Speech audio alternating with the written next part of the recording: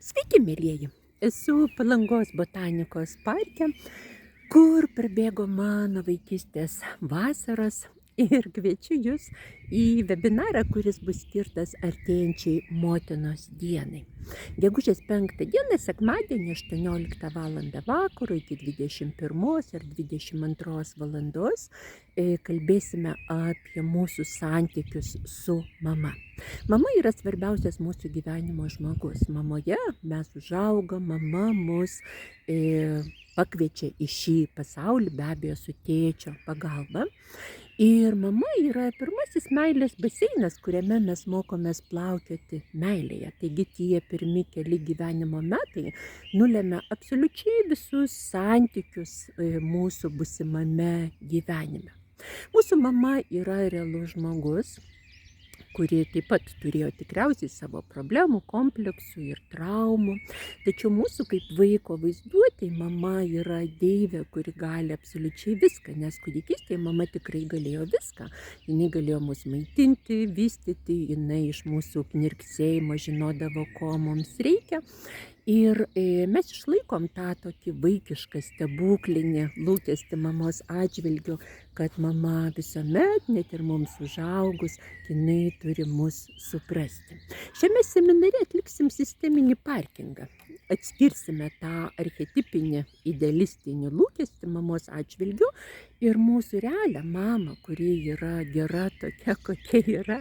Ačiū ją, ji pakvietė mus į gyvenimą, kaip suaugę žmonės mes patys pasirūpinsim visų kitų. Mama yra tas žmogus, kuris sugeba labai greitai paspausti įvairiausius mygtukus. Kaip sakoma, jei manote, kad jau pasiekėte nušvitimą, aplankykite gimines ir jūsų šventumo kliedesiai išgaruos labai greitai. Tikriausiai žinote tą būseną, kuomet, kai mamos nėra šalia, jūs ilgitės, kuriate planus, kaip ją pasirūpinsite ir kai pradedate kalbėti telefonu arba gyvai, per keletą minučių sugenda nuotaika ir norit bėgti, kur akis tiesiog veda, kur kojos neša. O paskui graužiate save ir gailitės dėl to konflikto arba kažkokio tai prastai panaudoto laiko. Galbūt pasitaiko gyvenime tokios situacijos, kuomet jūsų mama remiasi į jūs, o ne atvirkščiai. Taip, jinai vyresnė už jūs, turėtų būti išmintingesnė, stipresnė. Tačiau yra tokių mamų, kurios yra tarsi dukros savo dukrom arba sūnum. Tai vadinasi parentifikacijos fenomenas. Taip pat kaip yra įvaikinimas, taip pat yra ir psichologinis įtėvinimas. Iš tikrųjų tokių dalykų gyvenime neturėtų būti, bet jie yra ir labai iškreipia bendravimą šeimos piramidėje. Mūsų santykiai su mama yra lemtingi, nes tik tuomet, jeigu mes įsileidžiam mamą į savo širdį, tą meilę mes galim perduoti iš kartos į kartą. Jeigu moteris turi kažkokią tai traumą ateinančią per mamą, yra konfliktas, santykiai neišspręsti, net jeigu tokia moteris susilauks labai daug vaikų, jinai perduos tokią transgeneracinę traumą, tai yra trauma arba sielos spazmą, kuris persiduoda iš kartos į kartą, netgi iki 7 kartų ir dar daugiau. Taigi apie tai ir daugelį dalykų pasakosiu sekmadienio seminare. Dar pasakysiu tokį pikantišką dalyką. Tiek, kiek jūsų mama buvo laiminga kaip moteris, tiek, kiek jūsų mama mokėjo rūpintis savim kaip moterim, tiek jūs rūpinsitės savimi be gėdos ir kaltės jausmo. Deja, anksčiau gyvenimas buvo kitoks ir daug sunkesnis. Galbūt jūsų mama jūs augino viena, galbūt tėvai statė namą arba viens po kito gimė vaikai ir reikėjo jais rūpintis ir mama davė jum tai, ką galėjo, maistą, stogą virš galvos, drabužėlius, išsilavinimo galimybės. Galbūt nebuvo ututiusių reakcijų, tiesiog tokio ypatingo artumo tarp jūsų. Taigi seminare kalbėsime apie technikas, praktikas, kurios padeda išgydyti netgi tai, kas atrodo negrįžtamai jau praėjo. Tai yra mūsų santykiai.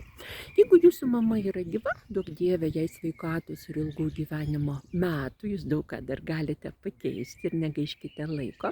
Jeigu mama jau amžinatilsi, patikėkite, yra nevėlu atverti širdį mamos meiliai. Mama yra toks žmogus, kuris mus myli netgi iš anapus. Moters atvirumas mamos meiliai suteikia gebėjimą būti laiminga santykiuose, mylėti ir būti mylima ir džiaugtis savo moteriškumu. Vyro santykis su mama persikelia į vyro santykį su savo siela, dar vadinama anima, ir be abejo tas scenarius persikelia į santykius su moterim ir savo dukrom. Taigi, mylieji, sveikinu jūsų artėjančią mamos dieną ir kviečiu padovanoti savo seminarą, kaip sakau, nesilpnų nervų žmogui, nes tame seminare nekalbėsim šiltai, drungnai apie kažkokius klasikinės psichologijos veblenimus, bet kalbėsim apie formulės, algoritmus, technikas, praktikas, ritualus, meditacijas, kaip galėtume pagerinti santykius su mama. Net jeigu jūsų santykiai su mama yra nuostabus, pavyzdžiui, kaip kad buvo mano gyvenime, bet visuomet mes mamą galim atsiminti, dar labiau galime ją mylėti, dar labiau galim atsiverti jos meilį. Taip kad šiame seminare kviečiu dalyvauti ne tik tos žmonės, kurie turėjo vaikystės traumą ar turi probleminių santykių su mama, bet ir žmonės, kurių mama galbūt buvo jums kaip resursas. Taigi, mielieji, ateinantį sekmadienį, gegužės 5 dieną, 6 valandą, kviečiu jūs į webinarą Motinos fenomenas ir archetipas, detalę seminaro programą galite skaityti mano Facebooko puslapyje ir taip pat pasiųsiu jums meilės laišką, pakvietimą į šį renginį. Su geriausiais linkėjimais jums ir jūsų mamai, jūsų Dalia.